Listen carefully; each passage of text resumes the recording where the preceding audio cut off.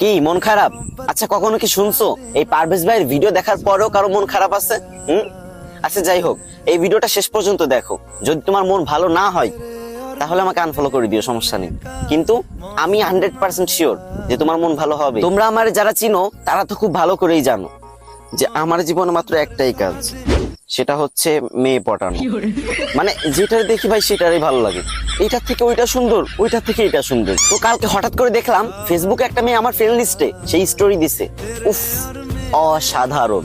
আমি তো ভাই সাথে সাথে অনেকগুলো লাভ রেট মেরে দিলাম।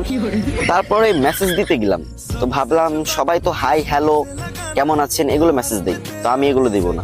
আমি প্রথমেই বললাম, আচ্ছা এই ফাজিল মেয়ে, হ্যাঁ তুমি কি আমার বাঁচতে দিবা না নাকি? তখন মেয়েটা কনফিউজড হয়ে বলল, আমি আবার কি করলাম? তখন আমি বললাম, কি করো নাই মানে? তোমার প্রেমের পুকুরে আমার ডুবিয়ে মারতেছো।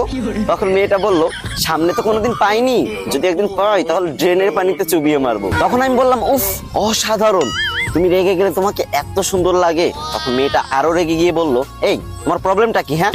তখন আমি বললাম, তুমি বুঝো না যে আমি তোমাকে ভালোবাসি, আর আমার ভিতর কি কমতি আছে বলো আমাকে। তখন আমার ক্রাশ বলল, না না তোমার ভিতর কোনো প্রবলেম নেই, কিন্তু তোমাদের মতো ছেলেরা মেয়েদের যেভাবে পটানোর চেষ্টা করে এভাবে কখনো মেয়ে পটানো যায় না। মেয়েদের কিভাবে পটাতে হয় জানো? সামনে এসে মিষ্টি সুরে চমক দিয়ে প্রপোজ করতে হয়। তখন আমি বললাম, ওমা কি বলো, চমক দিয়ে প্রপোজ করলে তুমি প্রপোজ অ্যাকসেপ্ট করে নিবা? তখন আমার ক্রাশ বলল, অবশ্যই, তুমি দেখতে শুনতে সুন্দর, হ্যান্ডসাম, আবার সবাই এক নামে চিনে, টিকটক সেলিব্রিটি পারভেজ ভাই। তোমার মতো ছেলেকে তো মেনে নিয়ে যায়।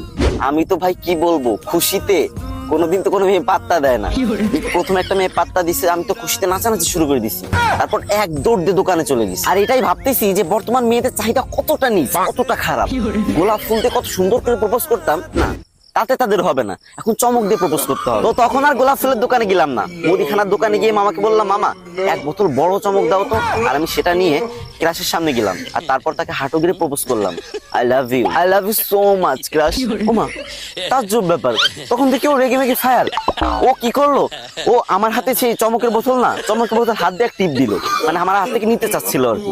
টিপ যখন দিছে তখন হচ্ছে চমকের যত চমক আছে সব তার মুখে গিয়ে পড়লো। আর আমাকে দাঁড় করে এই মুখে একটা থাপ্পড়, এই মুখে একটা থাপ্পড় দিল। এবারও মেয়ে পটাতে ব্যর্থ হলো তোমাদের টিকটক সেলিব্রিটি পারভেজ ভাই।